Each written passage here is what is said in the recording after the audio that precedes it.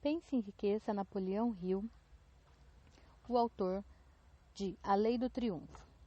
Capítulo 7. Planejamento organizado. A cristalização do desejo em ação. O sexto passo para a riqueza. Você já aprendeu que tudo aquilo que uma pessoa cria ou adquire começa na fonte de um desejo e que na primeira etapa da viagem do abstrato para o concreto, o desejo é levado à oficina da imaginação, onde os planos para a transição são gerados e organizados. No capítulo 2, você recebeu instruções para dar 6 passos práticos e específicos, como sua primeira tarefa, para transformar esse desejo no equivalente monetário. Um desses passos é a criação de um plano ou planos bem definido, pelo qual essa transformação você receberá instruções sobre como criar planos práticos. São as seguintes: una-se a um grupo com quantos integrantes forem necessários para você criar e pôr em prática o seu plano ou planos para a acumulação de riqueza, utilizando o princípio da mente mestra descrito mais adiante. Se seguir essa instrução é absolutamente fundamental. Não menospreze isso. B. Antes de formar sua aliança de mente mestra, decida que vantagens e benefícios você poderá oferecer aos membros do grupo em troca da cooperação que eles lhe trarão. Ninguém vai trabalhar indefinidamente sem algum tipo de pagamento. Nenhuma pessoa inteligente pediria ou esperaria que outro trabalhasse para ela sem alguma forma de retribuição, embora ela nem sempre ocorra em termos financeiros. Procure se encontrar com seu grupo de mente mestra pelo menos 2 vezes por semana, se possível, mas até ter aperfeiçoado o plano necessário, ou planos, para sua acumulação de riqueza. Mantenha uma harmonia perfeita com todos os membros do seu grupo de mente mestra. Se essa instrução não for seguida ao pé da letra, pode contar com o seu fracasso. O princípio da mente mestra não será alcançado se não houver perfeita harmonia entre vocês. Tenha em mente também os seguintes fatos. Primeiro, você está se dedicando ao empreendimento que é da maior importância em sua vida. Para ter certeza absoluta do sucesso, seus planos têm que ser impecáveis. Segundo, você precisa contar com a experiência, a educação, os talentos e a imaginação de outras mentes. Isso é coerente com os métodos seguidos por todas as pessoas que acumularam uma grande fortuna. Nenhum indivíduo isolado dispõe de experiência, educação, talento e conhecimento suficientes para garantir a acumulação de uma grande fortuna sem a cooperação de outras pessoas. Todo plano que você adotar em suas tentativas de acumular riqueza precisa ser uma criação coletiva sua e de todos os membros do seu grupo de mente mestra. Você pode até criar seus próprios planos, mas certifique-se de que eles sejam conferidos e aprovados pelos demais membros. Se o primeiro plano que você adotar não funcionar adequadamente, substitua-o por um novo. Se esse também não vingar, troque-o por outro e assim por diante, até encontrar um plano que funcione. É nessa hora que a maioria das pessoas fracassa, porque não tem persistência de criar novos planos para substituir os que não deram certo. A pessoa mais inteligente da face da Terra não irá conseguir acumular dinheiro nem fazer qualquer outra coisa, se não tiver planos práticos e viáveis. Guarde isso sempre na memória e na hora em que um plano falhar, lembre-se de que uma derrota temporária não é um fracasso permanente. Só significa que seu plano não foi bem elaborado. Comece de novo. Thomas Alva Edison fracassou 10.000 vezes antes de encontrar a combinação perfeita para a lâmpada incandescente. Ou seja, ele se deparou com 10.000 fracassos temporários antes de ver seus esforços recompensados. Uma derrota temporária só deve significar uma coisa: a certeza de que há algo de errado com o seu plano. Milhões de pessoas levam uma vida pobre e infeliz porque não contam com um plano com o qual possam acumular uma fortuna. Henry Ford acumulou uma fortuna não porque tinha um intelecto superior, mas porque elaborou e seguiu um plano que se mostrou correto. Poderíamos apontar para 1.000 pessoas que receberam uma educação melhor que a de Ford, mas que viveram a vida na pobreza, porque não contavam com um plano adequado para a acumulação de dinheiro. Suas realizações não serão maiores que os seus planos, e eles precisam ser bem feitos. Isso pode parecer um axioma, mas é verdade. Samuel Insull perdeu uma fortuna de mais de 100 milhões de dólares porque seus planos não eram bem feitos. A depressão obrigou o Sr. Insu a mudar o planejamento e a mudança ocasionou uma derrota temporária, porque os planos não foram bem elaborados. Insu é hoje um senhor de idade e talvez por isso aceite o fracasso em vez de uma derrota temporária. Mas se a vida dele se transformar num fracasso é porque lhe faltou o fogo da perseverança para reconstruir os planos. Ninguém é derrotado até desistir, na própria cabeça. Esse fato será repetido muitas vezes porque é muito fácil pedir a conta ao primeiro sinal de derrota. James J. Will se viu diante de uma derrota temporária na primeira vez em que tentou levantar capital suficiente para construir uma ferrovia ligando o leste ao oeste. Mas ele conseguiu transformar a derrota em vitória se valendo de novos planos. Henry Ford teve uma derrota temporária, não só em seu início na indústria automobilística, mas também depois de já ter progredido bastante. Ele elaborou um novo plano e marchou para a vitória. Nós vemos a vida de pessoas que acumularam grandes fortunas, mas geralmente só reconhecemos os triunfos sem perceber as derrotas temporárias que elas tiveram que superar antes de chegar lá. Nenhum seguidor dessa filosofia pode esperar relativamente acumular uma fortuna sem passar por algumas derrotas temporárias. Quando uma derrota ocorrer, aceite como um sinal de que seus planos não eram perfeitos, reescreva-os e parte para outra vez em direção ao objetivo tão cobiçado. Se perder, é porque você desistiu antes de alcançar a meta. Quem desiste nunca vence, e um vencedor nunca desiste. Sublinhe essa frase, escreva-a num pedaço de papel com letras garrafais e prenda-o num lugar onde você o veja toda noite, antes de dormir e todo dia, antes de ir trabalhar. Quando for escolher os integrantes de sua mente mestra, tente escolher pessoas que não sucumbam facilmente à derrota. Há pessoas que acreditam totalmente que só o dinheiro é capaz de gerar mais dinheiro. Isso não é verdade. É pelo desejo, transformado em equivalente financeiro por meio dos princípios aqui descritos, que o dinheiro é realmente feito. O dinheiro, propriamente dito, não é nada além de uma matéria inerte. Ele não se mexe, não pensa, não fala, mas é capaz de escutar quando uma pessoa o chama. Planejando a venda de serviços. O restante deste capítulo irá descrever as maneiras de vender serviços profissionais. As informações aqui relatadas vão ser de utilidade prática a qualquer pessoa que tenha algum tipo de serviço para vender, mas será de valor inestimável para os que aspiram à liderança nos respectivos ramos de atividade. Um planejamento inteligente é fundamental para se obter sucesso em qualquer empreendimento destinado à acumulação de riqueza. Aqui serão encontradas instruções detalhadas para aqueles que precisam começar a acumular riqueza pela venda de algum serviço. Talvez seja promissor saber que quase todas as grandes fortunas começaram com alguma forma de remuneração por serviços prestados ou com a venda de uma ideia. Afinal, o que mais além de ideias e serviços profissionais poderia oferecer uma pessoa desprovida de posses em troca de dinheiro? Falando de uma maneira muito geral, há dois tipos de pessoas nesse mundo. Umas são líderes e as outras seguidoras. Decida de início se deseja ser um líder na profissão ou se quer continuar como seguidor. A diferença na remuneração é enorme. Um seguidor não pode, realisticamente, esperar receber o mesmo que um líder, embora muitos seguidores esperem exatamente isso. Não é nenhuma desgraça ser um seguidor. Por outro lado, não há muito mérito em ser um seguidor por muito tempo. A maioria dos grandes líderes começou seguindo alguém. São pessoas que se tornaram grandes líderes porque foram seguidores inteligentes. Com poucas exceções, a pessoa que não consegue seguir um líder de maneira inteligente não consegue se tornar um líder eficiente. A pessoa que consegue seguir um líder da maneira mais eficaz é geralmente aquela que se torna líder mais rapidamente. Um seguidor inteligente dispõe de muitas vantagens, entre elas a de adquirir o conhecimento do líder.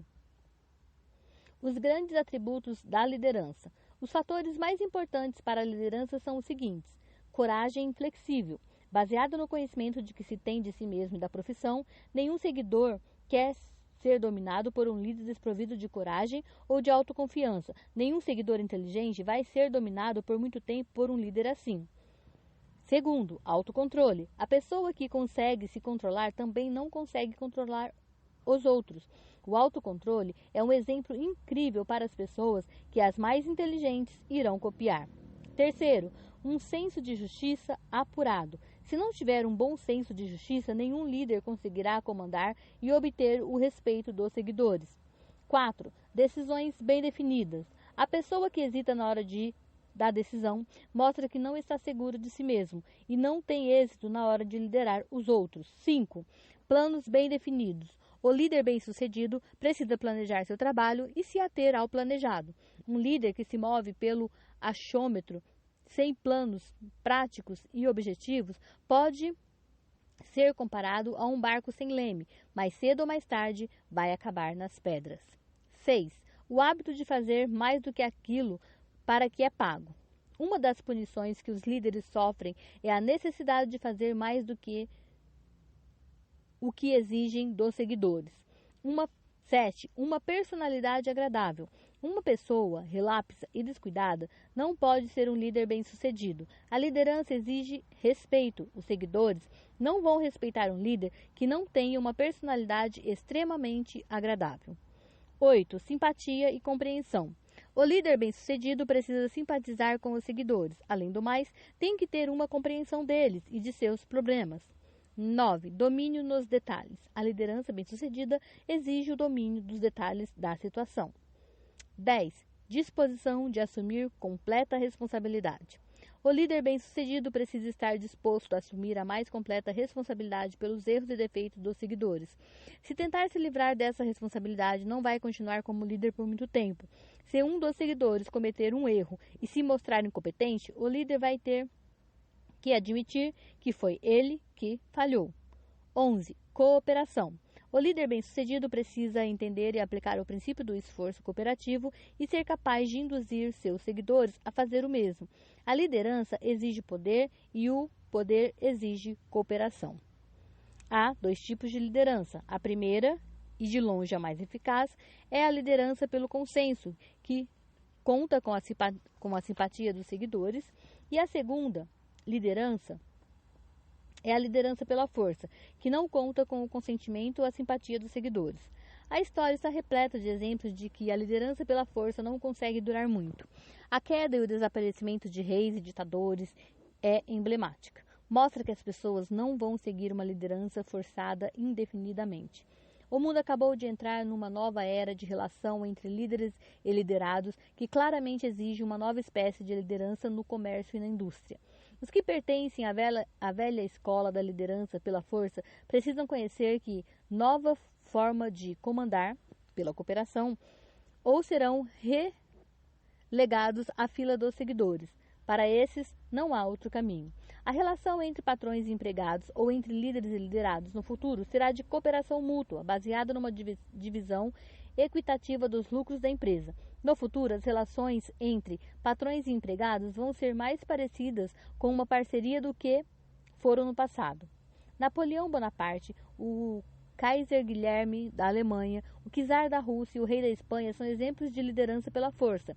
O tempo deles já passou. Não é preciso muito trabalho para apontar os protótipos deles nas lideranças comercial, financeira e sindical dos Estados Unidos, recentemente destronados ou marcadas para partir. A liderança pelo consentimento dos liderados é a única que irá se manter. As pessoas podem se ver obrigadas a seguir temporariamente um líder que as domina pela força, mas não a fazer isso deliberadamente. A nova onda da liderança vai abraçar os 11 fatores citados neste capítulo, entre outros. A pessoa que fizer deles a base para a liderança vai encontrar inúmeras oportunidades em qualquer ofício ou profissão. A depressão se prolongou em larga medida porque o mundo não dispunha de uma liderança nesse novo estilo. No final da depressão, a demanda por pessoas que tenham competência para aplicar esse novo tipo de liderança vai exceder em muito a oferta. Alguns dos velhos líderes irão se emendar e se adaptar à nova forma de liderança, mas de maneira geral, o mundo vai ter que encontrar novas pessoas com essa capacidade, e essa necessidade pode ser a sua oportunidade. As 10 maiores causas de fracasso na liderança. Agora nós vamos ver os maiores defeitos dos líderes que fracassam, porque é fundamental saber o que não fazer, tanto quanto o que fazer. 1. Inabilidade para organizar os detalhes. A liderança eficiente exige uma habilidade para organizar e dominar os detalhes. Nenhum líder autêntico é ocupado demais. para fazer qualquer coisa que exija da posição de líder.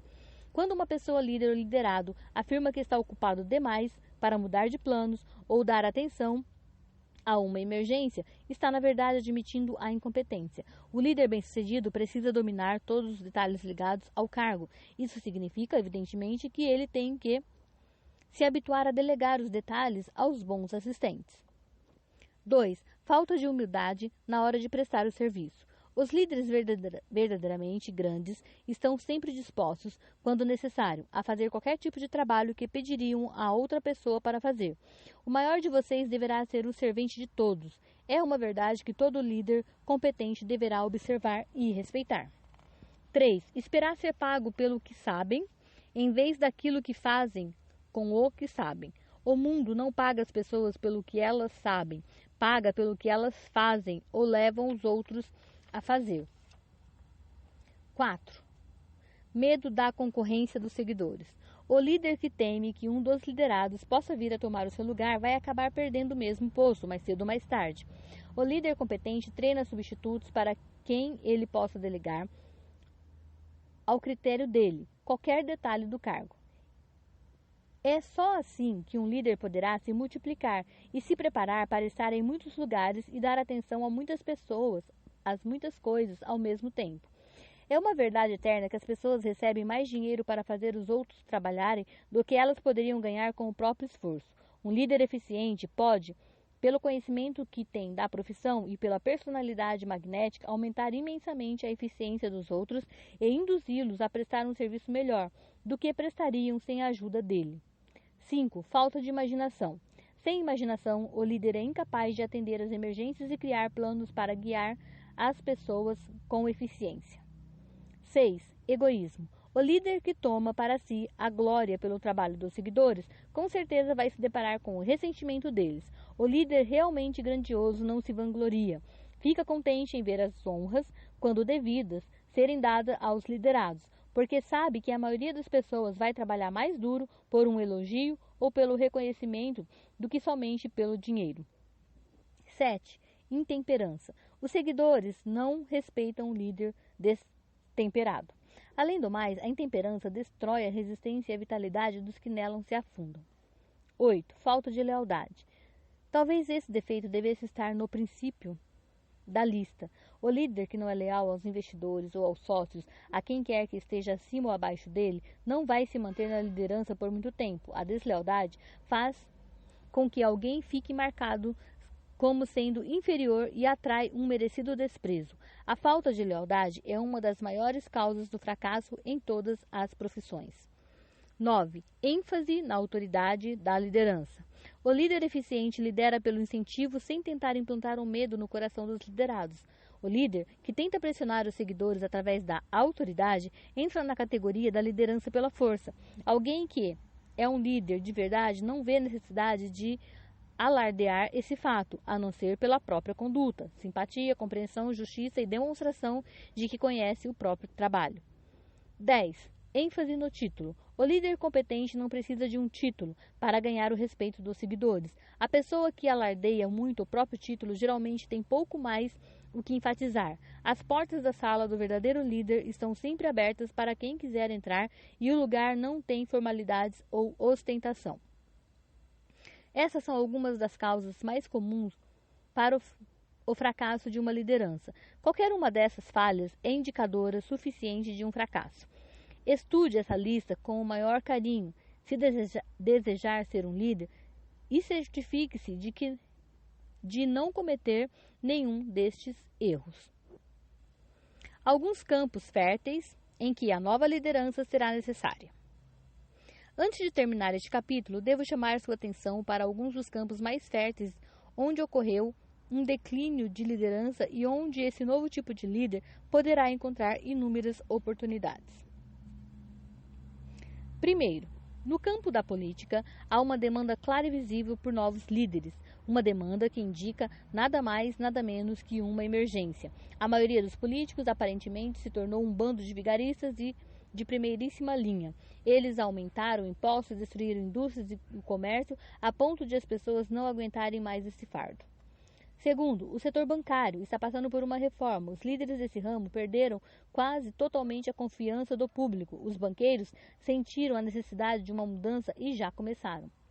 Terceiro, a indústria está pedindo novos líderes. O velho tipo de líder pensava que se movia pensando apenas em dividendos, em vez de pensar a se movimentar, pensando em equações humanas. Para durar, o futuro líder industrial precisa se ver quase como um funcionário público, cuja função é administrar a confiança de tal maneira que não cause sofrimento a qualquer indivíduo ou grupo de indivíduos. A exploração dos trabalhadores pertence ao passado, que as pessoas que aspirem à liderança na indústria, no comércio e no movimento sindical se lembrem disso. Quarto, o líder religioso do futuro será obrigado a dar mais atenção às necessidades terrenas dos seguidores e à solução de problemas pessoais e econômicos e dar menos atenção ao passado, que já morreu, e ao futuro, que ainda não nasceu. Quinto, nas profissões relacionadas ao direito, à medicina e à pedagogia, uma nova forma de liderança e até certo ponto de novos líderes se tornará uma necessidade. Isso é ainda mais verdade no ramo da educação. O líder nesse campo terá que, no futuro, encontrar maneiras de ensinar as pessoas a saber aplicar os conhecimentos que elas adquirem na escola. Vai precisar lidar com mais com a prática do que com a teoria. Sexto, novos líderes serão exigidos no ramo do jornalismo. Os jornais do futuro, para terem sucesso, precisam se livrar dos privilégios essenciais e do subsídio da propaganda. Precisam parar de ser órgãos de propaganda para os interesses que os patrocinam. O tipo de jornal que gosta de publicar escândalos e fotos de baixo nível vai acabar escoando pelo mesmo ralo por onde vão todas as forças que apequenam o homem. Estes são apenas alguns dos campos em que as oportunidades para os novos líderes e uma nova forma de liderança já estão disponíveis. O mundo está passando por uma rápida transformação. Isso significa que a mídia pela qual se promove a mudança de hábito dos seres humanos também precisa se adaptar a essas modificações. Os meios aqui descritos são aqueles que, mais do que os outros, determinam as tendências da civilização. Quando e como pedir um emprego. As informações aqui passadas são o resultado de muitos anos de experiência, nos quais milhares de pessoas foram auxiliadas a vender serviços de uma maneira eficiente. Portanto, pode confiar que eles são bastante práticos e precisos. Os meios onde devem ser anunciados os seus serviços. A experiência mostrou que os seguintes meios de comunicação são o modo mais eficiente e direto de aproximar o comprador e o vendedor de um serviço profissional.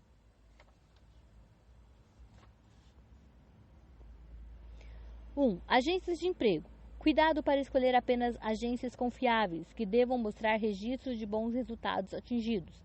2. Anúncios em jornais, revistas e rádio. Geralmente dá para confiar em anúncios de jornal para obter bons resultados para as pessoas que procuram um trabalho assalariado. Anúncios mais vistosos são recomendados para os que buscam posições executivas e o texto deve aparecer na seção do jornal onde estará mais apto a chamar a atenção do empregador desejado. Esse texto deve ser preparado por um especialista que saiba como inserir qualificações suficientes para atrair respostas. Cartas pessoais de apresentação dirigidas a empresas ou pessoas específicas mais propensas a contratar o serviço oferecido. Essas cartas devem ser imaculadamente datilografadas e sempre assinadas à mão. Com elas, deve ser enviado um currículo completo com as qualificações do pretendente. Tanto a carta como o currículo devem ser preparados por um especialista. Confira mais adiante as instruções sobre as informações que devem ser enviadas. Pedidos através de pessoas conhecidas. Sempre que possível, o pretendente deve tentar se aproximar de um empregador, em potencial através de algum conhecido comum. Esse método de aproximação é particularmente vantajoso no caso daqueles que aspiram por uma posição executiva e não querem dar a impressão de estarem se vendendo. 5. Entrevistas pessoais. Em alguns casos, pode ser melhor se o pretendente oferecer pessoalmente os serviços para o empregador em potencial. Nesse caso, deve-se preparar um currículo completo das qualificações para o cargo desejado. Uma vez que os empregadores em potencial normalmente gostam de discutir o histórico do candidato, informações a serem fornecidas no currículo. O currículo deve ser preparado com o mesmo carinho que um advogado prepara uma causa para ser defendida no tribunal. A não ser que o pretendente tenha experiência na preparação desse tipo de currículo, deve-se contratar um especialista.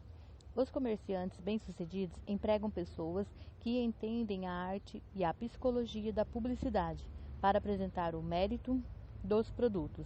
E quem vende o serviço deve fazer o mesmo. As seguintes informações devem aparecer no currículo: educação, descreva rapidamente, mas com precisão, sua formação acadêmica, em que matérias você se especializou na escola e os motivos para isso. Experiência. Se já teve alguma experiência em empregos parecidos com o que procura, faça uma descrição completa, dando os nomes e endereços dos antigos empregadores. Detalhe precisamente qualquer experiência especial que você tenha tido e que lhe tenha deixado preparado para o emprego que você deseja. Referências. Quase todas as empresas querem saber mais sobre o histórico dos candidatos que desejam exercer algum cargo de responsabilidade. Junte ao seu currículo cópias de cartas dos seus antigos patrões, antigos professores, pessoas importantes e cujas declarações sejam confiáveis. Uma foto sua. Cole no currículo uma foto recente, sem moldura. Peça um cargo específico. Evite enviar um currículo sem descrever exatamente o cargo que você deseja. Nunca peça qualquer emprego. Isso indica falta de conhecimento especializado. Informe suas qualificações para o cargo específico que procura. Informe especificamente as razões pelas quais você acredita ser qualificado para o cargo que deseja. Essa é a parte mais importante da apresentação. Mais do que qualquer outra coisa, ela vai definir que consideração você vai ter. Ofereça-se para trabalhar por um período de teste. Na maioria das vezes, se estiver decidido a ocupar o cargo que estiver se candidatando, será melhor se você se oferecer para trabalhar por uma semana, um mês ou um período suficiente para o empregador avaliar seu trabalho, sem receber salário. Pode parecer uma sugestão radical, mas a experiência mostra que raramente se deixa de conseguir pelo menos um período de teste. Se estiver convicto das suas qualificações, um teste é tudo o que você precisa. A propósito, esse tipo de oferta mostra que você confia na sua capacidade de ocupar o cargo que procura. É uma atitude muito convincente. Se a sua proposta for aceita e você se sair bem, é mais do que provável que acabe sendo pago pelo período de teste. Mas deixe claro que a sua proposta é baseada na confiança que você tem de que é capaz de ocupar a posição, na confiança que você tem que o empregador em potencial irá lhe empregar depois do período de teste e na sua determinação de conseguir a posição que aspira. Conhecimento do negócio do seu futuro patrão. Antes de pedir o emprego, faça uma pesquisa sobre a empresa e se familiarize inteiramente com o negócio. Indique no currículo os conhecimentos que tem nessa área. Isso vai impressionar porque mostra que você tem imaginação e o interesse real na posição que está procurando. Lembre-se de que não é o advogado que conhece mais as leis, mas aquele que melhor prepara o caso, que geralmente ganha. Se a sua causa for bem preparada e apresentada, será mais de meio caminho andado para a vitória. Não tenha medo de o currículo ficar grande demais. Os empregadores têm tanto interesse em contratar o serviço de pessoas bem preparadas quanto você tem em conseguir o emprego. Aliás, o sucesso da maioria dos patrões se deve principalmente à capacidade que eles têm de selecionar bons auxiliares e querem ter todas as informações disponíveis. E lembre-se de mais uma coisa: um currículo limpo e bem apresentado vai indicar que você é uma pessoa esforçada. Já ajudei alguns clientes a preparar currículos tão bonitos e extraordinários que o candidato foi contratado sem necessidade de uma entrevista pessoal.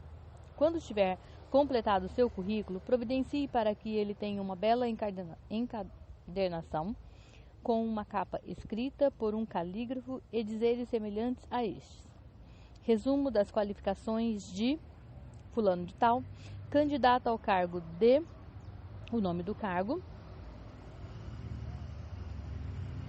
secretário particular do presidente da, nome da companhia. Não se esqueça de trocar os nomes em cada currículo que mandar. Esse toque pessoal com certeza vai chamar a atenção.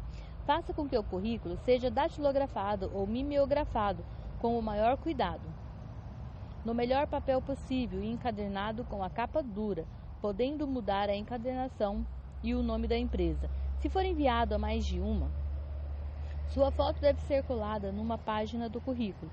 Siga essas instruções ao pé da letra, aperfeiçoando-as com o que a sua imaginação sugerir. Os vendedores bem-sucedidos cuidam da própria apresentação. Eles sabem que a primeira impressão é a que fica. Seu currículo é seu vendedor. Arranje umas roupas alinhadas para que ele, de modo a estabelecer um contraste com qualquer coisa que o seu empregador já tenha visto na vida. Se a posição que você quer ocupar vale a pena, então trate de se esmerar. Além do mais, se você se vender a um empregador de um modo que a sua persona o impressione, provavelmente já vai começar ganhando mais do que se aparecesse como um candidato comum.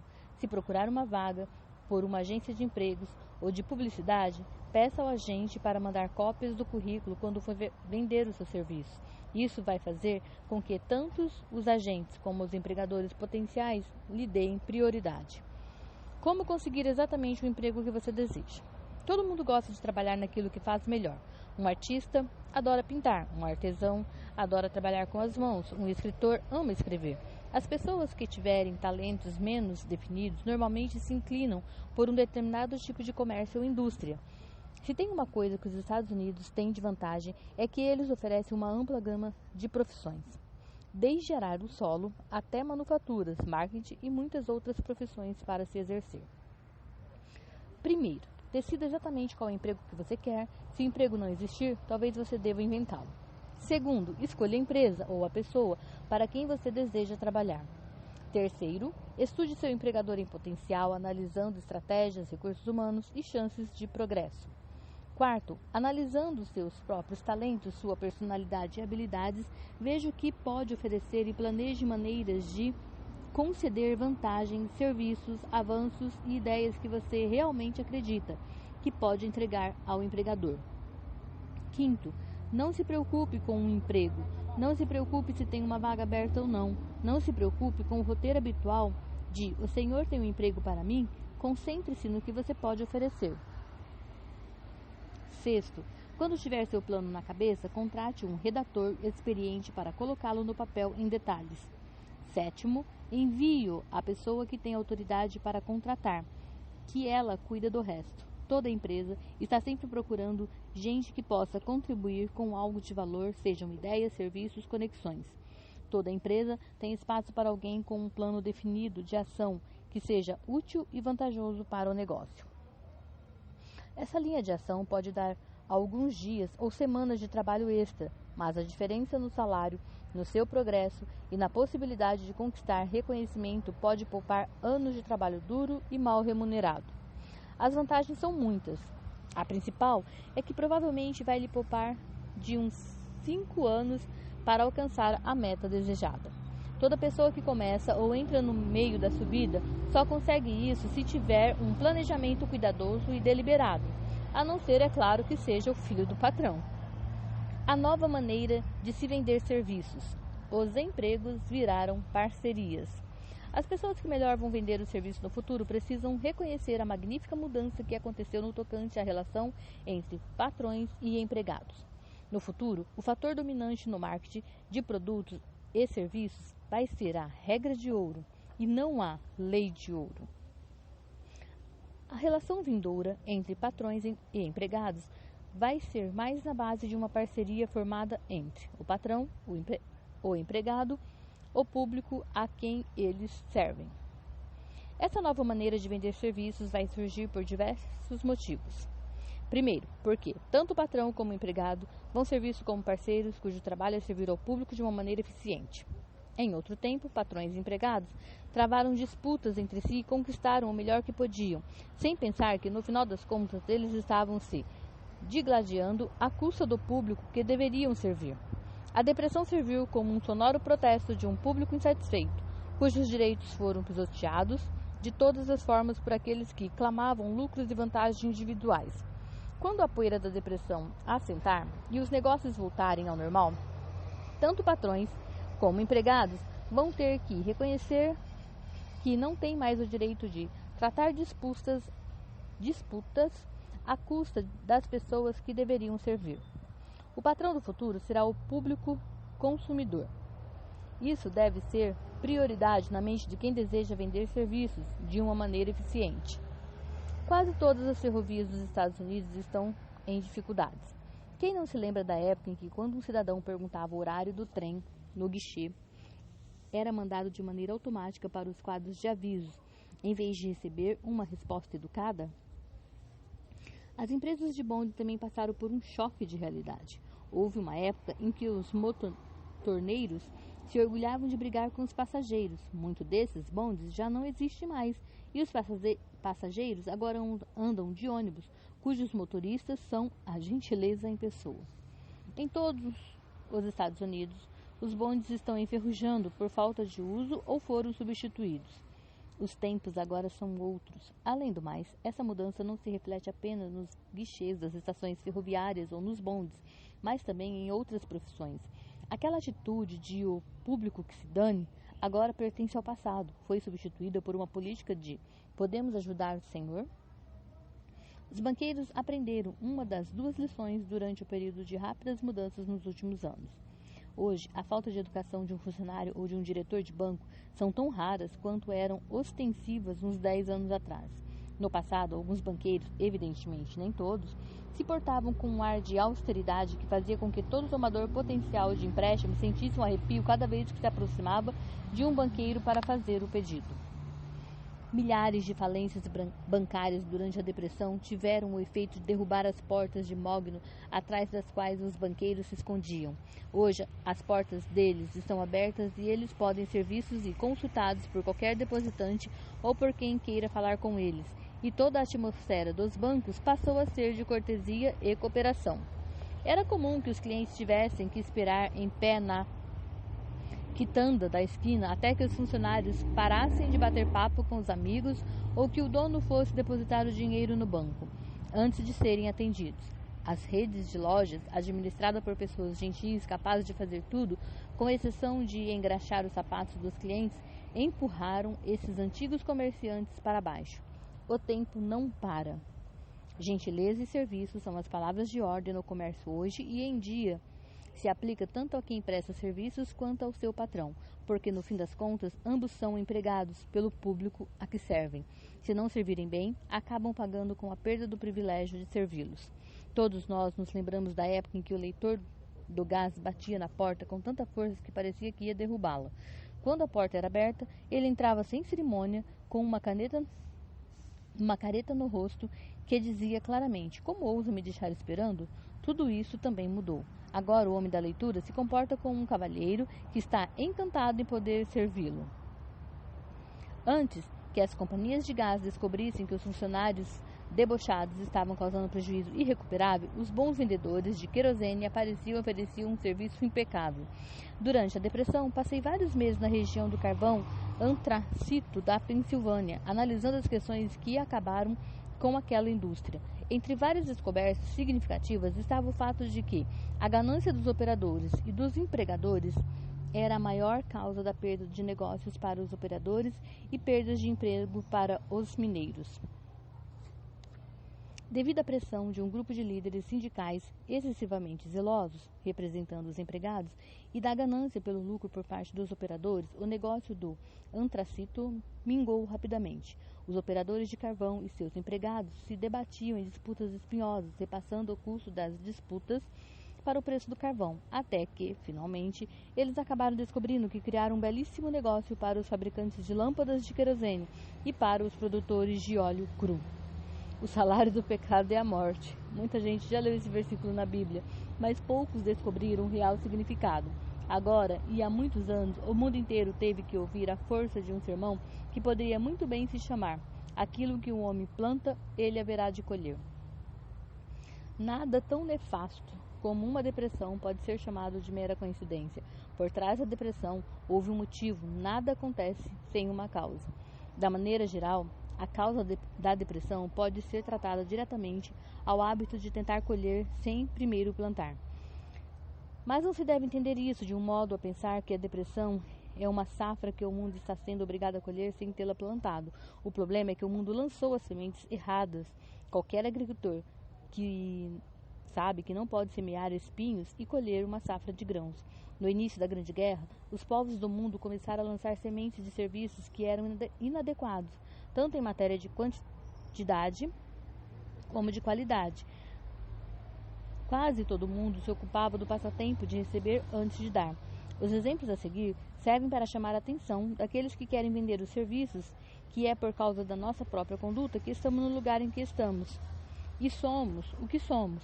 Se há um princípio de causa e efeito que controla o mundo dos negócios, dos transportes e das finanças, esse mesmo princípio controla os indivíduos que determina a posição econômica.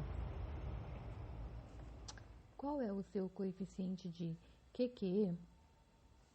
As causas do sucesso para a venda eficaz e permanente de um serviço foram descritas nitidamente. A não ser que essas causas sejam estudadas, analisadas, compreendidas e postas em prática, ninguém poderá vender serviços de uma maneira eficaz e permanente. Todo mundo tem que ser seu próprio vendedor. A qualidade e a quantidade do serviço prestado e o espírito com que é prestado determinam em larga escala a remuneração e a duração do emprego. Para vender serviços profissionais eficientemente, o que significa um mercado permanente a um preço satisfatório, sob condições agradáveis, é preciso adotar a fórmula do QQE, ou seja, qualidade mais quantidade, mas o devido espírito de cooperação, que é igual à venda perfeita do serviço. Não se esqueça da fórmula do QQE, mas faça mais do que isso, habitue-se a aplicá-la. Analisemos agora a fórmula para nos certificar de que compreendemos exatamente o que ela quer dizer. Primeiro, qualidade do serviço.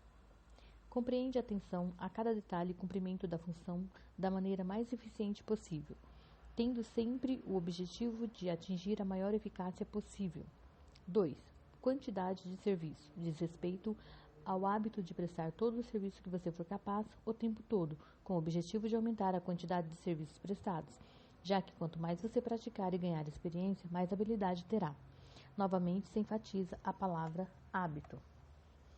E 3. Espírito do serviço. Significa o hábito de desenvolver uma conduta harmoniosa e agradável, que levará à cooperação com os sócios e com os demais funcionários.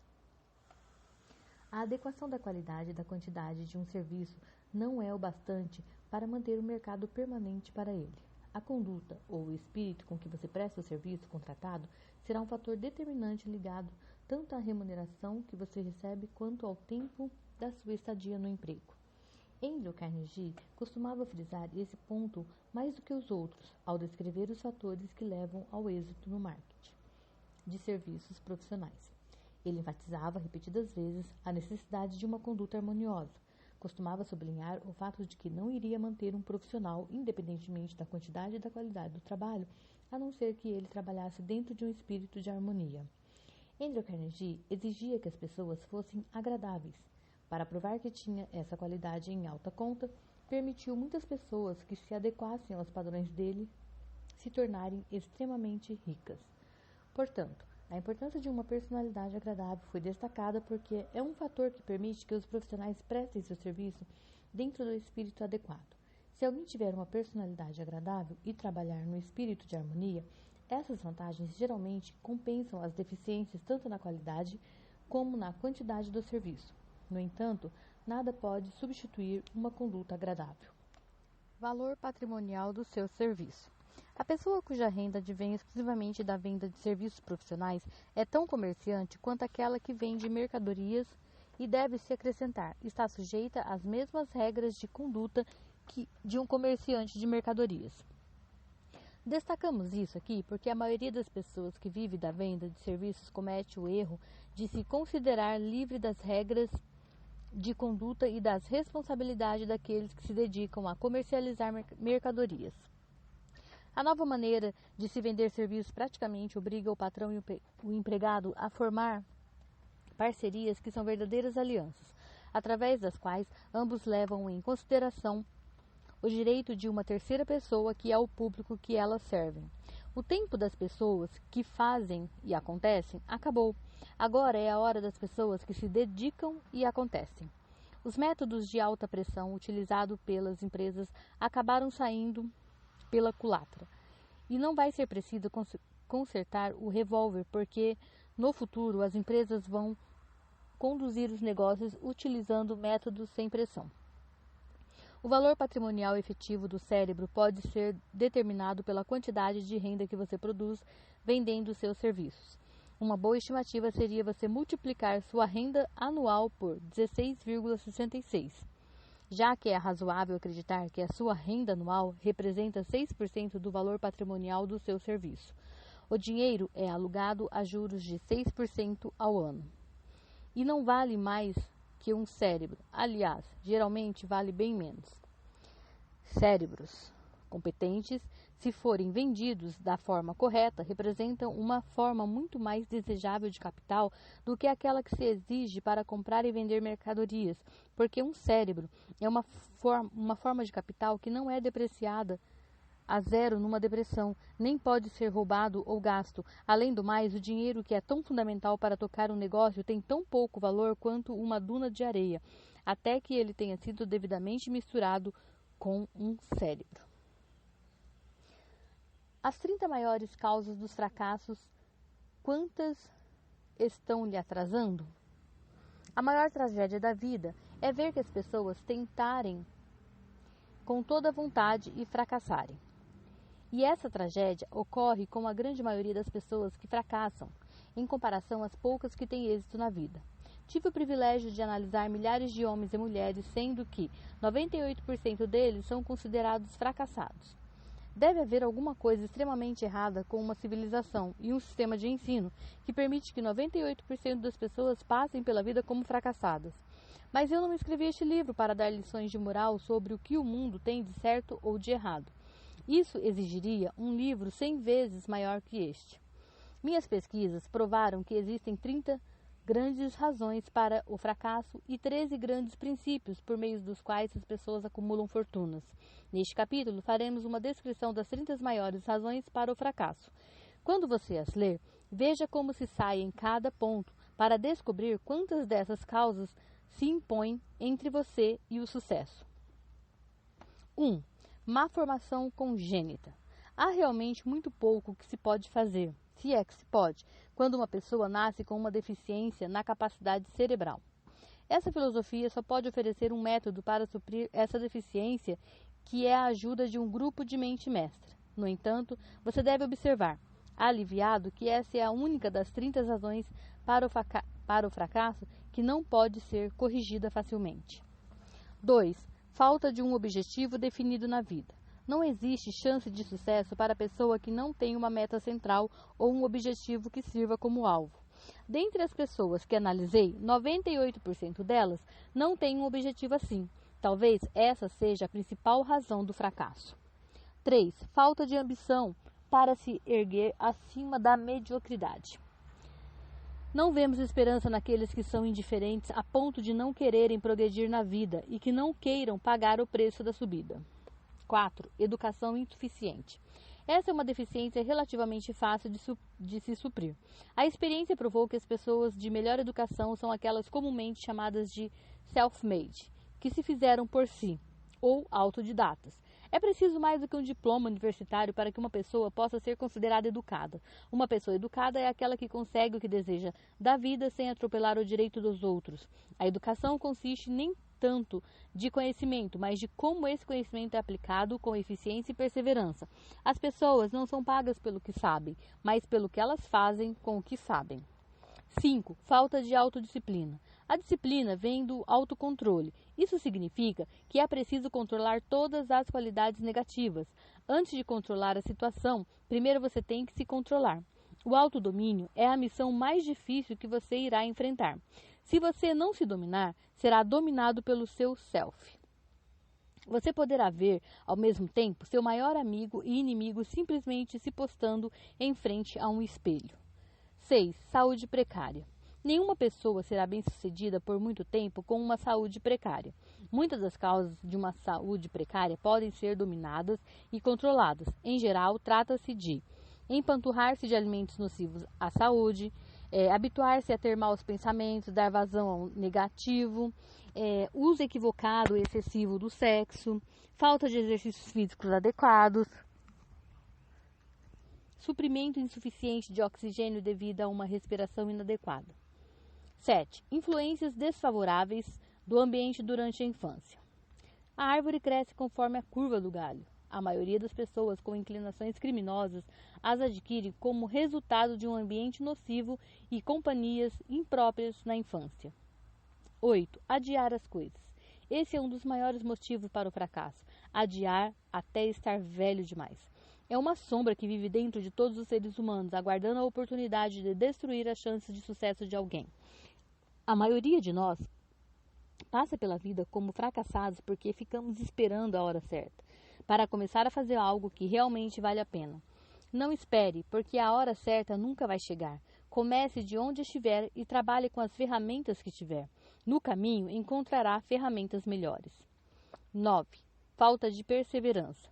A maioria das pessoas é muito boa na hora de começar as coisas, mas não na hora de terminar. Além disso, as pessoas em geral são propensas a desistir logo ao primeiro sinal de derrota. Não há nada que substitua a perseverança. A pessoa que está sempre persistindo vai ver que o tal do fracasso acaba se cansando e indo embora. O fracasso não é páreo para a perseverança. 10. Uma personalidade negativa. Não há chance de sucesso para aquele que repele as pessoas com uma personalidade negativa. O sucesso decorre do uso do poder e o poder é obtido através do esforço coletivo das pessoas. Uma personalidade negativa não gera cooperação. 11. Descontrole do impulso sexual. A energia sexual é o estímulo mais poderoso que leva as pessoas à ação. Com essa, também é a emoção mais poderosa. Ela precisa ser controlada, transformada e desviada para outros canais. 12. Um desejo incontrolável de receber alguma coisa sem dar nada em troca. O instinto do jogo leva milhões de pessoas ao fracasso. Prova disso pode ser encontrada num estudo sobre o crash da Bolsa de 1929, em que milhões de pessoas tentaram ganhar dinheiro apostando com dinheiro emprestado. 13. Falta de um poder de decisão bem definido. As pessoas bem-sucedidas tomam decisões rapidamente e só mudam quando mudam bem devagar. Já os fracassados só tomam uma decisão quando tomam muito lentamente e mudam de opinião rapidamente e com frequência. A indecisão é a irmã gêmea dos adiamentos. Onde uma vai, a outra segue atrás. Mate essa dupla antes que ela o prenda à pedra trituradora do fracasso. 14. Um ou mais dos 6 medos básicos. Esses medos serão analisados num capítulo mais adiante. Eles precisam ser contidos antes que você possa vender bem seus serviços. 15. Casar-se com uma pessoa errada. Essa é uma causa bem comum para o fracasso. O casamento faz duas pessoas terem um contato muito íntimo. A não ser que a relação seja harmoniosa, é bem provável acontecer um fracasso. Além disso, é o tipo do fracasso que será profundamente marcado pela infelicidade, destruindo qualquer vestígio de ambição. 16. Prudência excessiva. Uma pessoa que não arrisca nada geralmente tem que pegar aquilo que sobrou depois que os outros escolheram. O excesso de prudência é tão negativo quanto a imprudência. São dois extremos a se evitar. A vida sempre envolve algum grau de risco. 17. Escolher os sócios errados. Essa é uma das maiores causas de fracasso nas empresas. Na hora de vender seus serviços profissionais, a pessoa deve ter muito cuidado para escolher um empregador que seja uma inspiração e que seja pessoalmente inteligente e bem-sucedido. Nós costumamos imitar as pessoas com quem nos associamos. Escolha um patrão que vale a pena imitar. 18. Preconceito e superstição. A superstição é um tipo de medo. Também é sinal de ignorância. Quem tem a mente aberta não tem medo de nada. 19. Escolher a profissão errada. Ninguém pode ser bem-sucedido numa profissão de que não goste. O passo mais fundamental na hora de vender os serviços é escolher uma profissão na qual você esteja disposto a mergulhar de todo o coração. 20. Falta de um esforço concentrado. O sujeito que faz tudo, raramente faz alguma coisa bem feita. Concentre todo o esforço em sua meta principal. 21. O hábito de gastar demais. O pródigo não pode ser bem-sucedido, principalmente porque está sempre com medo de ficar pobre. Crie o hábito de poupar sistematicamente, separando sempre parte da sua renda. Dinheiro no banco proporciona uma fundação segura na hora em que for vender seus serviços. Sem dinheiro, a pessoa acaba tendo que aceitar qualquer coisa e ainda ficar feliz por consegui-la. Falta de entusiasmo. Sem entusiasmo, não dá para convencer ninguém. Além do mais, o entusiasmo é contagioso e a pessoa entusiasmada, desde que se controle, costuma ser bem recebida em qualquer grupo social. Intolerância. 23. A pessoa que tem a mente fechada em relação a qualquer assunto raramente vai em frente. A intolerância significa que a pessoa parou de adquirir novos conhecimentos. As formas mais destrutivas de intolerância são a religiosa, a racial e a que não aceita uma opinião política diferente da sua. 24. Desequilíbrio. Os piores desequilíbrios estão ligados à falta de moderação na hora de comer, beber e nas atividades sexuais. O excesso de indulgência nessas áreas é fatal para o sucesso. 25. Incapacidade de cooperar com as pessoas. Mais gente perde o emprego e as grandes oportunidades da vida por causa desse defeito do que por todas as outras razões juntas. É uma falha que nenhum líder ou empresário bem informado tolera. 26. Poder que não tenha sido adquirido pelo próprio esforço. Como é o caso dos filhos do papai rico e demais herdeiros, que não trabalharam para ganhar dinheiro. O poder nas mãos de quem não trabalhou para conquistá-lo, aos poucos, é geralmente fatal para o sucesso. O enriquecimento rápido é mais perigoso que a pobreza. 27. Desonestidade proposital. Nada substitui a honestidade. Uma pessoa pode ser temporariamente desonesta por conta de uma circunstância que não pode controlar, sem que isso gere um prejuízo permanente. Mas não há salvação para quem é deliberadamente desonesto. Mais cedo ou mais tarde, ele vai acabar sendo pego e pagará com a perda da reputação e talvez até mesmo da liberdade. Egoísmo e vaidade. Essas qualidades costumam servir como sinais de alerta para afastar as pessoas. São fatais para o sucesso. E esse foi o item 28. 29. Chutar em vez de raciocinar. A maioria das pessoas é indiferente demais ou simplesmente tem preguiça de reunir os fatos para raciocinar com precisão. Elas preferem agir com base em opiniões, chutes ou julgamentos instintivos. 30. Falta de capital. Essa é uma causa bastante comum de fracasso. Para quem parte para o primeiro empreendimento sem dispor de uma reserva de capital adequada para absorver os erros e mantê-los solventes, até quem tenha construído uma reputação. 31. Neste número, escreva qualquer coisa específica de fracasso que já lhe aconteceu e que não tenha aparecido na lista. Nas 30 principais causas para o fracasso, encontramos uma ampla descrição da tragédia da vida, que vale para praticamente todo mundo que tenta e fracassa. Ajudaria muito se você pudesse convencer alguém que lhe conhece bem a passar essa lista com você e fazer a avaliação em relação a cada item. Talvez seja melhor do que você fazer sozinho. A maioria das pessoas não consegue se ver como os outros a veem. Você pode ser uma delas. Há muito tempo já se diz, conhece-te a ti mesmo. Se você quer ter sucesso vendendo um produto, tem que conhecer bem o produto. O mesmo vale na hora de vender serviços profissionais. Você deve conhecer todos os seus defeitos para poder superá-los e, se possível, até eliminá-los. Também deve conhecer seus pontos fortes para chamar atenção para eles quando vender os seus serviços. E você só pode se conhecer fazendo uma análise precisa. A ignorância de si mesmo foi demonstrada por um jovem que se candidatou ao cargo de gerente de uma empresa conhecida. Ele vinha causando uma boa impressão até a hora em que o gerente perguntou qual era a sua pretensão salarial. Ele respondeu que não tinha uma quantia fixa em mente. Falta de um objetivo definido. O gerente disse, então vamos pagar o que você merecer, depois de uma semana de teste. Não aceito, respondeu o candidato, porque ganho mais do que isso onde eu trabalho.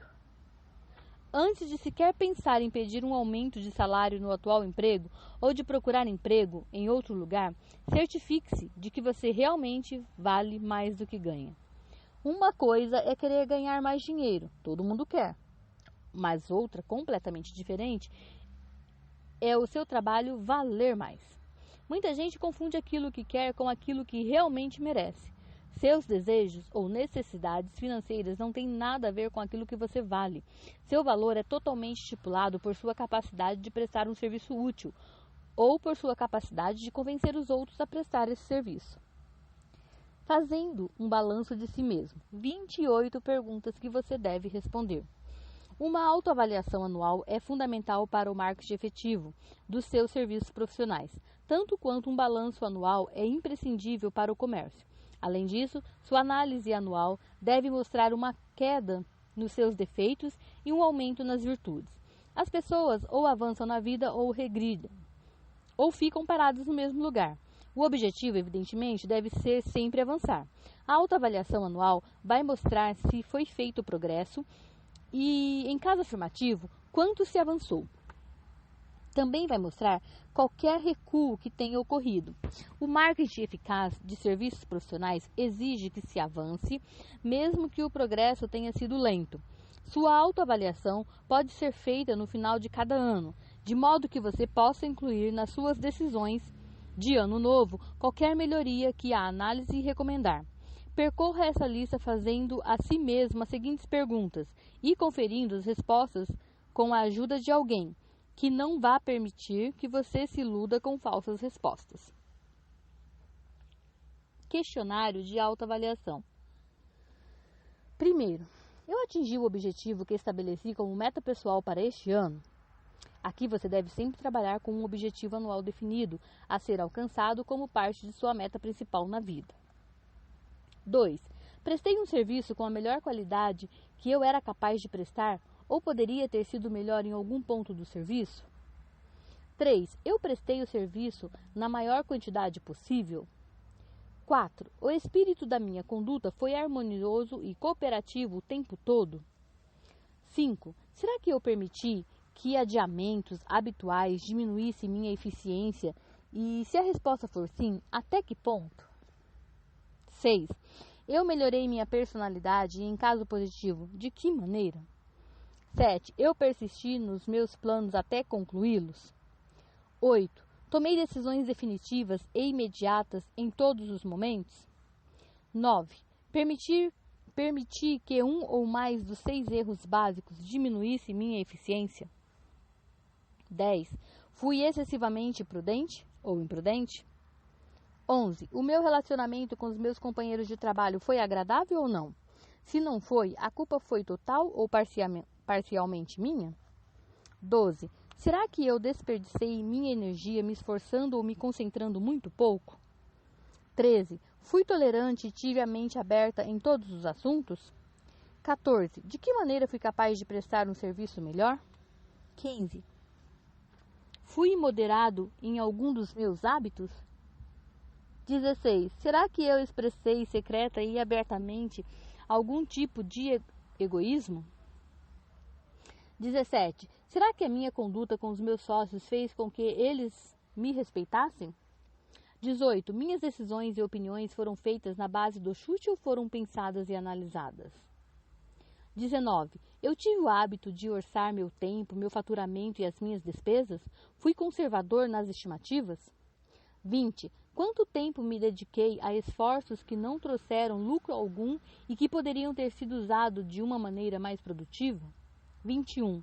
Como é que eu poderia realocar o meu tempo e mudar os meus hábitos para ser mais eficiente no próximo ano? 22. Fui culpado de algum tipo de conduta que a minha consciência não aprovou? 23. De que modo prestei um serviço melhor e maior do que fui pago para prestar? 24. Fui injusto com alguém? E se sim, de que maneira? 25. Se eu mesmo tivesse contratado os meus serviços por um ano, teria ficado satisfeito com a aquisição? 26. Estou na profissão certa? Se a resposta for não, por que não? 27. O contratante dos meus serviços ficou satisfeito com o serviço prestado? Se a resposta for não, por que não? 28. Que nota eu me dou em relação aos princípios fundamentais do sucesso? Avalie-se de uma maneira franca e justa e peça a confirmação de alguém que seja corajoso e preciso. Depois que você ler e assimilar todas as informações contidas neste capítulo, vai estar pronto para criar um plano prático de marketing para os seus serviços profissionais. Neste capítulo, você encontrou uma descrição adequada de todos os princípios fundamentais para o planejamento de venda de serviços profissionais, incluindo as maiores características da liderança, os motivos mais comuns para o fracasso de um líder, uma descrição dos campos de oportunidade para a liderança, os principais motivos para o fracasso em qualquer profissão e as perguntas mais importantes que devem ser respondidas numa autoavaliação. Essa apresentação tão extensa e detalhada foi incluída porque ela se fará necessária na hora em que você precisar dar início à sua acumulação de riquezas, oferecendo serviços profissionais. Os que perderam o dinheiro que tinham e os que estão começando a ganhar dinheiro agora não têm nada a oferecer, a não ser o próprio trabalho profissional em troca de dinheiro. Por isso é fundamental que eles tenham à disposição todas as informações práticas necessárias para vender seus serviços da melhor maneira possível. A informação presente neste capítulo será de grande valor para todos os que aspiram ser líderes nas profissões e vai ser especialmente útil para quem quiser vender serviços como executivos. Assimilar e compreender todas as informações aqui passadas vai ajudar muito na hora de vender serviços e também vai ajudá-lo a analisar e avaliar melhor as pessoas. Essa informação é inestimável para os diretores de recursos humanos, gerentes de contratação e outros executivos incumbidos de selecionar funcionários e manter empresas eficientes. Se estiver duvidando, faça um teste respondendo por escrito as 28 perguntas da autoavaliação. Pode ser muito interessante e proveitoso, mesmo que não duvide da pessoa que preencheu.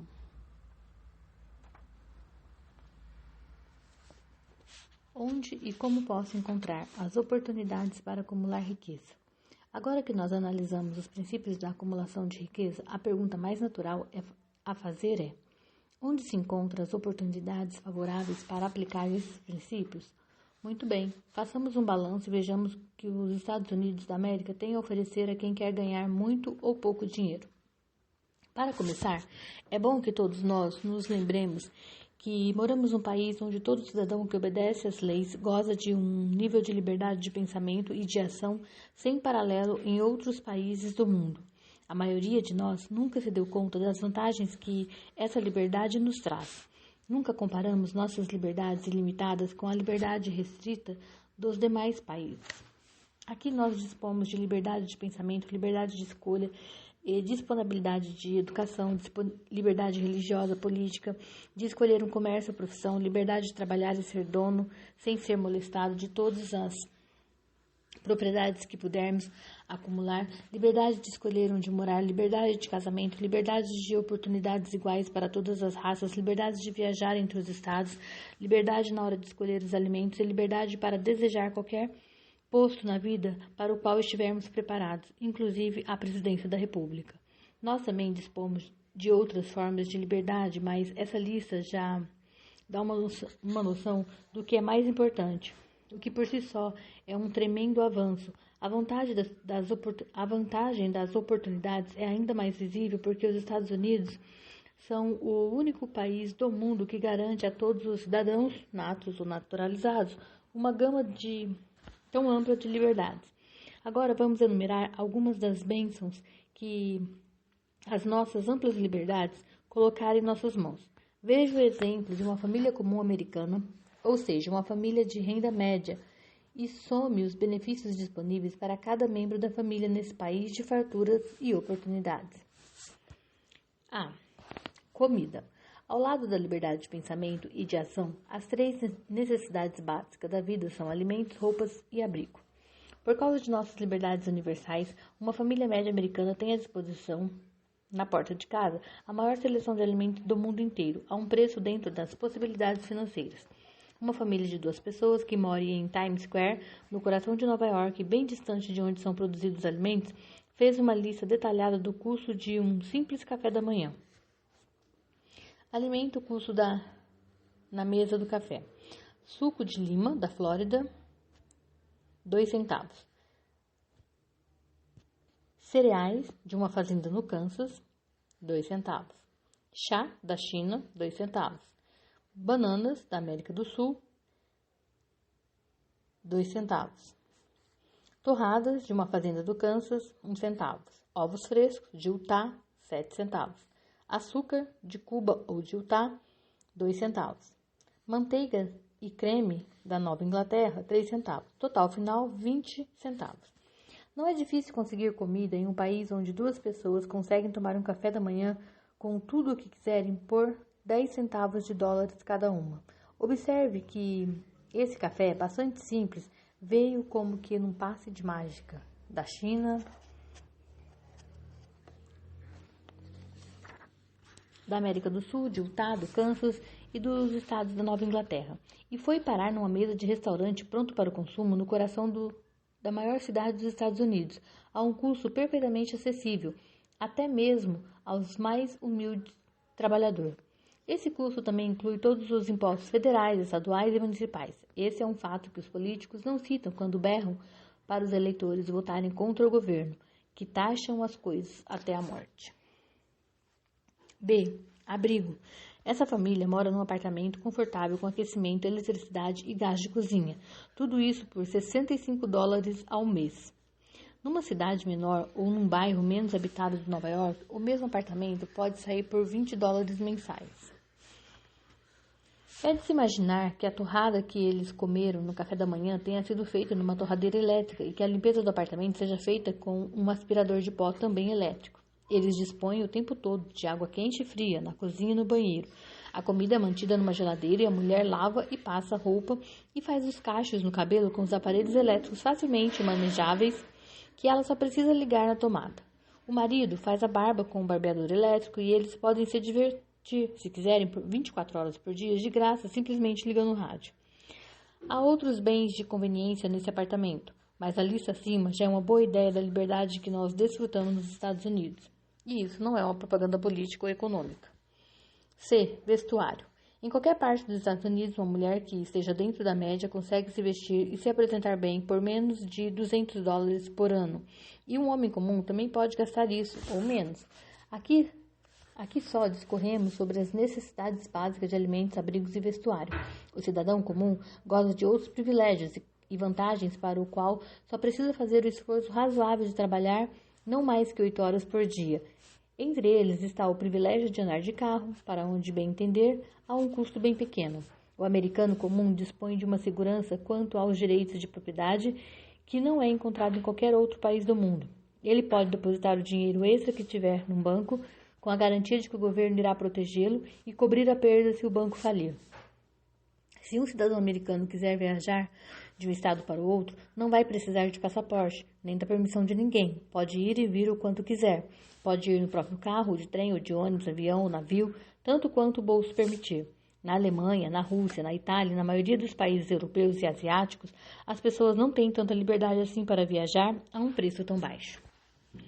O milagre que viabilizou essas bênçãos. Muitas vezes nós ouvimos os políticos falarem das liberdades nos Estados Unidos na hora de pedir votos, mas eles raramente dão o trabalho ou fazem algum esforço de analisar a fonte dessas liberdades. Como não estou aqui para falar mal, nem para vingar de ninguém, nem possuo qualquer interesse secreto, tenho o privilégio de fazer uma análise franca dessa coisa misteriosa, abstrata e muito mal entendida que dá a todos os cidadãos dos Estados Unidos mais bênçãos e oportunidades para acumular riqueza e mais liberdade em geral do que se encontra em outros países. Tenho o direito de analisar a natureza e a fonte desse poder invisível, porque conheço há mais de 25 anos muitos dos homens que organizaram esse poder e muitos dos que hoje são responsáveis pela manutenção dele. O nome desse benfeitor misterioso é o capital. O capital não consiste apenas de dinheiro, mas especificamente de grupos de homens inteligentes e altamente organizados que planejam maneiras de utilizar o dinheiro eficientemente para o bem do público e para eles mesmos obterem lucro. São grupos formados por cientistas, educadores, químicos, inventores, analistas de empresas, publicitários, especialistas em transportes, advogados, contadores, médicos e pessoas de conhecimento altamente especializados em todos os ramos do comércio e da indústria.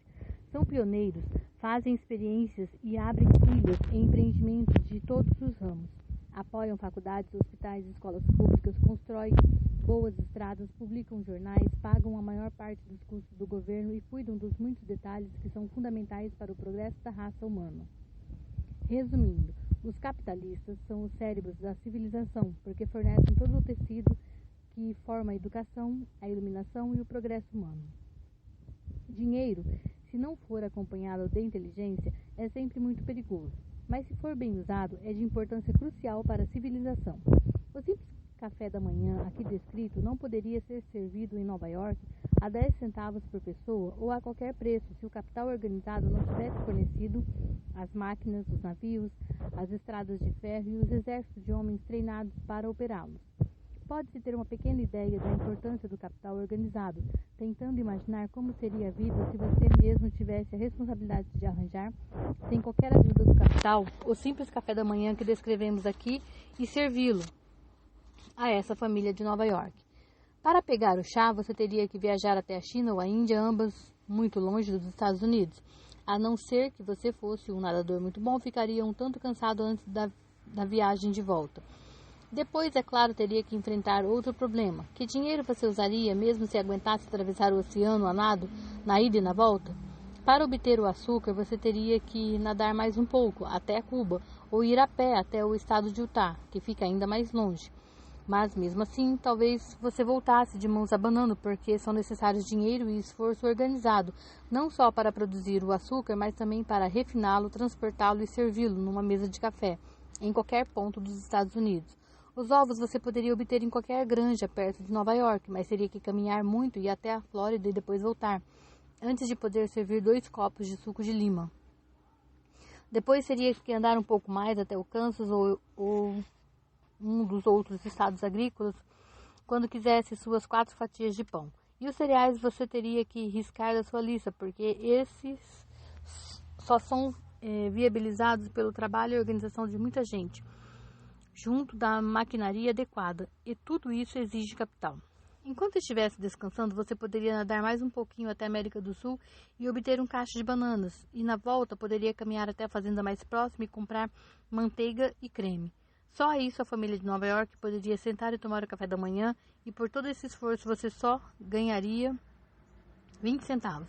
Parece absurdo, não é? Mas esse calvário seria a única maneira de servir todos esses alimentos no coração de Nova York, se não fosse pelo sistema capitalista. A quantidade de dinheiro exigida para se construir e manter as estradas de ferro e os navios necessários para a entrega desse simples café da manhã é tão grande que extrapola a imaginação das pessoas. São centenas de milhões de dólares, isso para não falar nos exércitos de trabalhadores treinados necessários para conduzir os trens e navios. Mas os transportes são apenas uma parte das exigências da moderna civilização capitalista dos Estados Unidos. Antes que se possa colher alguma coisa, algo tem que ser semeado no solo ou manufaturado e preparado para o mercado. Isso exige milhões e milhões de dólares em máquinas, equipamentos, armazenagem e comercialização, e os salários de milhões de trabalhadores. Navios e ferrovias não surgem do nada, nem são operados automaticamente. Eles vêm em resposta ao chamado da civilização pelo trabalho, inteligência e capacidade de organização de pessoas que têm imaginação, fé, entusiasmo, persistência e determinação. Essas pessoas são os capitalistas. São motivados pelo desejo de construir, realizar, prestar um serviço útil, ganhar e acumular dinheiro. E como prestam serviços sem os quais não haveria civilização, eles trilham o caminho de quem quer acumular uma fortuna. Só para complicar muito as coisas, devo acrescentar que esses capitalistas são os self-made men, homens que fizeram por si, contra os quais a maioria dos oradores vazios se insurgem. São as mesmas pessoas a quem os vigaristas, os radicais, os políticos desonestos e os líderes sindicais parasitas se referem como interesses predatórios, ou Wall Street. Não estou aqui tentando fazer uma apologia de qualquer grupo de pessoas do sistema econômico. Não estou tentando condenar as reivindicações coletivas quando falo de líderes sindicais parasitas. Nem estou dizendo que todos os capitalistas sejam puros e imaculados. O objetivo desse livro, um objetivo ao qual eu fielmente dediquei mais de um quarto de século é apresentar para todos os interessados a filosofia mais confiável, através da qual as pessoas podem acumular a quantidade de riqueza que desejarem. Aqui eu analisei vantagens econômicas do sistema capitalista para mostrar duas coisas. Todo mundo que busca riqueza tem que reconhecer e se adaptar ao sistema que comanda as maneiras de se obter uma fortuna, seja ela do tamanho que for, e apresentar um quadro diferente do que é pintado por políticos e demagogos que deliberadamente confundem as questões que levantam ao se referirem ao capital organizado como se fosse algo venenoso. Esse é um país capitalista, desenvolvido pelo uso do capital, e nós que nos vemos no direito de participar da bênção das liberdades e oportunidades, nós que procuramos acumular uma fortuna aqui, temos que saber que essa riqueza e essas oportunidades não estariam disponíveis se o capital organizado não tivesse proporcionado esses benefícios. Por mais de 20 anos, falar mal de Wall Street, dos intermediários do dinheiro e dos grandes conglomerados tem sido um passatempo popular e crescente para os radicais, políticos e egoístas, vigaristas, líderes sindicais, mal intencionados e às vezes também líderes religiosos. Essa prática ficou tão generalizada que todos nós testemunhamos, durante a Grande Depressão, a visão inacreditável de altas autoridades do governo se alinhando com políticos baratos e líderes sindicais com o propósito declarado de sufocar o sistema que fez a América Industrial o país mais rico da face da Terra. O alinhamento foi tão geral e bem organizado que acabou prolongando a pior depressão que os Estados Unidos já passaram. Isso custou o emprego de milhões de pessoas, porque todos esses empregos eram parte inseparável do sistema capitalista industrial que forma a espinha dorsal dessa nação. No curso dessa aliança inusitada entre autoridades do governo e indivíduos que só pensavam em si mesmos e que tentavam lucrar lançando uma guerra franca contra a história americana, um certo tipo de líder sindical uniu forças com os políticos e se ofereceu para lhes proporcionar votos, em troca de uma legislação que permitisse às pessoas tirar os lucros da indústria apenas pela força dos números, em vez de melhorar a forma de se remunerar um dia de trabalho justo, em troca de um dia de salário justo. Milhões de pessoas em todo o país ainda se dedicam a esse passatempo muito popular, que é querer ganhar alguma coisa sem dar nada em troca. Algumas se alinham com os sindicatos, onde exigem trabalhar menos horas e ganhar mais. Outros não querem sequer fazer o esforço de trabalhar, querem o auxílio do governo e estão conseguindo. A ideia que elas têm de direitos e liberdade foi demonstrada em Nova York, onde um grupo de beneficiários do auxílio-desemprego protestou violentamente contra o chefe dos Correios porque os carteiros os acordaram às 7h30 para entregar o cheque de auxílio. Exigiram que, de agora em diante, a hora da entrega fosse marcada para as 10 horas. Se você é um desses que acha que é possível acumular riqueza simplesmente organizando as pessoas em grupos e exigindo mais dinheiro em troca de menos serviço, se você é um desses que quer ter um auxílio-desemprego e ainda por cima não ser incomodado de manhã cedo, se é um desses que acredita em dar o seu voto a certos políticos em troca de leis que lhes permitam avançar em cima do tesouro público, pode ficar tranquilo com seus pensamentos.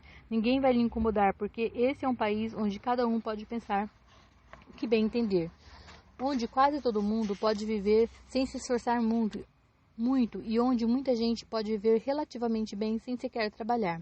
No entanto, você tem que conhecer toda a verdade sobre essa liberdade, que tanta gente alardeia por aí e tão poucos entendem. Por mais legal que ela seja, por mais que seja seu alcance, por mais privilégios que ela conceda, ela não pode e não vai gerar riqueza sem esforço. Só existe um método confiável de acumular e legalmente ser dono de uma fortuna, que é prestando um serviço útil. Nenhum sistema jamais foi criado só pela força dos números ou sem, de alguma maneira, dar algo de valor equivalente. Tem um princípio chamado de lei da economia, é muito mais que uma teoria, é uma lei que ninguém é capaz de desobedecer. Anote bem o nome desse princípio e lembre-se dele, porque ele é muito mais poderoso que os políticos e suas máquinas. Está acima e além do controle de todos os sindicatos. Ele não pode ser dobrado, influenciado ou corrompido por vigaristas ou líderes autocentrados de qualquer profissão. Além disso, a economia tem olhos que enxergam tudo e um sistema perfeito de contabilidade, onde ela mantém contas exatas das transações de todos os seres humanos, que tentam ganhar alguma coisa sem dar nada em troca. Mais cedo ou mais tarde, os auditores acabam aparecendo, conferem os livros das pessoas ricas e pobres e mandam a conta. Wall Street, os grandes conglomerados, laboratório e interesse capitalista, ou qualquer que seja o nome que você queira dar a esses alicerces do sistema que nos deu as liberdades americanas, na verdade representam um grupo de pessoas que compreendem, respeitam e se adaptam a essas poderosas leis da economia. A continuidade desses impérios depende de elas continuarem respeitando essas leis. A maioria das pessoas que moram nos Estados Unidos gosta do país e do sistema capitalista. Confesso que não conheço país melhor onde se possa encontrar mais oportunidades de acumular uma fortuna. A julgar pelas ações de certas pessoas, tem gente aqui que não gosta dos Estados Unidos. Evidentemente, esse é um direito delas. E se elas não gostam do país, do sistema capitalista, de suas infinitas oportunidades, elas têm todo o direito de ir embora. Sempre haverá outros países como a Alemanha, a Rússia, a Itália, onde se pode ser livre e acumular riqueza desde que não chame muita atenção. Os Estados Unidos oferecem todas as oportunidades para se acumular uma fortuna que uma pessoa honesta possa querer. Quando se vai caçar, é sempre bom procurar um terreno onde a caça seja abundante. Quando se quer enriquecer, a mesma regra deveria ser naturalmente seguida. Se o que você quer é enriquecer, não desmereça as possibilidades de um país cujos cidadãos são tão ricos que só as mulheres gastam mais de 200 milhões de dólares por ano em batons, rouge e outros cosméticos. Pense duas vezes antes de querer destruir o sistema capitalista de um país onde os cidadãos gastam mais do que 50 milhões de dólares por ano em cartões de visita, com o qual expressam o apreço que eles têm pela liberdade. Se estiver atrás de dinheiro, pense cuidadosamente num país que gasta centenas de milhões de dólares anualmente em cigarros, onde a maior parte do faturamento vai para 4 grandes empresas que se dedicam a fornecer esse símbolo nacional do charme altivo e da pessoa controlada. E, por favor, pense bastante no que significa pertencer a um país onde as pessoas gastam mais de 15 milhões de dólares por ano pelo privilégio de ver filmes e, de quebra, gastam mais alguns milhões em bebidas, narcóticos e em refrigerantes e águas gasosas mais suaves. Não se apresse muito na hora de sair correndo de um país onde as pessoas pagam de livre e espontânea vontade, chegam a ficar ansiosas para pagar para assistir os jogos de futebol, basquete e luta de boxe. E, por favor, apoie um país onde seus habitantes gastam mais de 1 milhão de dólares por ano em chicletes e mais de 1 milhão em lâminas de barbear individuais. Lembre-se também que essa é só uma pequena amostra das fontes disponíveis para a acumulação do dinheiro.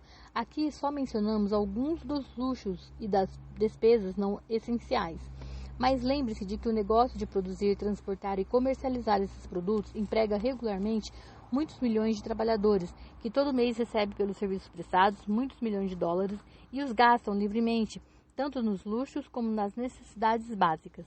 E não deixe de lembrar, com todo carinho, que no meio de toda essa troca de mercadorias por serviços pessoais, podem-se encontrar muitas oportunidades de ganhar uma fortuna. A liberdade americana ajuda bastante. Não há nada que lhe impeça de fazer um pouco do esforço necessário para tocar em frente qualquer um desses empreendimentos. Se a pessoa tiver talento, formação ou experiência digna de nota, pode acumular uma enorme fortuna. Os que não forem tão bem aquinhoados podem acumular uma quantidade menor, e todos podem ganhar a vida em troca de uma quantidade razoável de trabalho. Por isso, você é que sabe. A oportunidade abriu um balcão à sua frente. Dê um passo à frente, escolha o que você quiser, crie o seu plano, ponha-o em ação e persevere. A América capitalista vai cuidar do resto. Você pode acreditar numa coisa: a América capitalista dá a todo mundo a oportunidade de prestar um serviço útil e ganhar dinheiro na proporção do valor do serviço. O sistema não nega a ninguém esse direito, mas ele não mete, nem poderia prometer, que alguém vá ganhar algo em troca de nada, porque o próprio sistema é controlado por uma lei irrevogável, que é a lei da economia, que não reconhece nem tolera por muito tempo alguém que queira receber sem dar nada em troca. A lei da economia foi promulgada pela natureza. Não há uma Suprema Corte a qual quem viola essa lei possa recorrer. A lei pune quem a viola e recompensa adequadamente quem a observa, sem qualquer interferência ou possibilidade de interferência da parte dos seres humanos. A lei não pode ser revogada, é tão fixa quanto as estrelas no firmamento e está sujeita, além de fazer parte, ao mesmo sistema que controla as estrelas.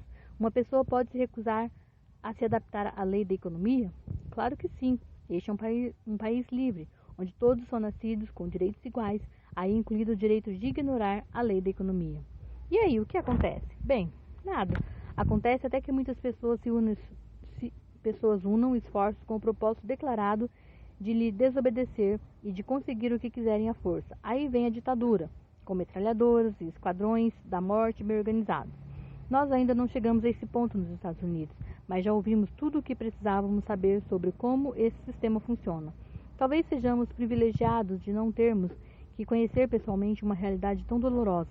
Sem dúvida, vamos preferir continuar com a nossa liberdade de ação, de expressão e de prestar um serviço útil. A prática de certas autoridades do governo de dar às pessoas o direito de avançar sobre o tesouro público em troca de votos pode até resultar numa eleição, mas à medida que um dia segue o outro, o pagamento final sempre aparece, que é quando todo centavo mal gasto tem que ser pago com juros sobre juros sobre juros. Se aqueles que se apropriaram do tesouro não forem forçados a pagar, esse peso vai recair em cima de seus filhos e netos, talvez até a terceira ou quarta geração. Não há como escapar dessa dívida. As pessoas podem e às vezes conseguem formar associações com o intuito de aumentar os próprios salários e trabalhar menos horas, mas há um ponto em que não dá mais para avançar. É o ponto onde entra a cena a lei da economia e o xerife vai atrás tanto do patrão quanto do empregado. Por 6 anos, de 1929 a 1961, os habitantes dos Estados Unidos, ricos ou pobres, puderam ver de camarote a lei da economia e entregar aos cuidados do xerife todas as empresas, indústrias e bancos do país. E a visão não foi nada agradável, não aumentou em nada nosso respeito por aquele tipo de psicologia de massa que acha que as pessoas podem mandar a razão às favas e começar e tentar ganhar sem dar nada em troca. Nós que atravessamos 6 anos absolutamente desanimadores, quando o medo tomou conta de todos e jogou a fé lá no chão, não podemos nos esquecer de como a lei da economia foi implacável e cobrou um preço dos ricos e dos pobres, fortes e fracos, jovens e velhos. Não queremos passar por outra experiência assim. Essas observações não se baseiam num olhar de curto prazo, são resultados de 25 anos de uma análise criteriosa dos métodos das pessoas mais bem-sucedidas e das que fracassaram nos Estados Unidos.